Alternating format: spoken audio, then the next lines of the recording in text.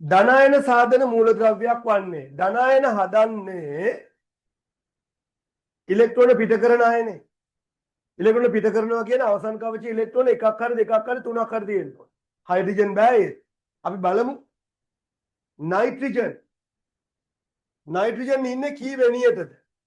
Hydrogen, helium, lithium, beryllium, boron, carbon, nitrogen. Nitrogen ඉන්නේ 7 වෙනියට 7 ඉලෙක්ට්‍රෝන වින්‍යාසය 2.5. මෙයා ස්ථායි වෙන්නේ කොහමද?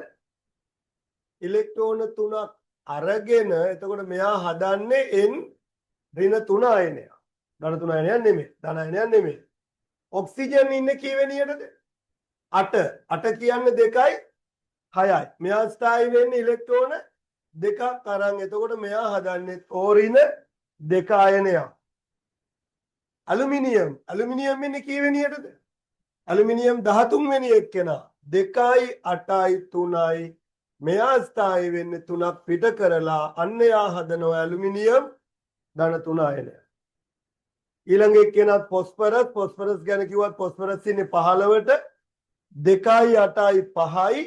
අවසන් කවච 5යින්ද 3ක් ගන්නවා. එයා හදන්නේ ඍණ 3 අයනයක්. උත්තරය 3.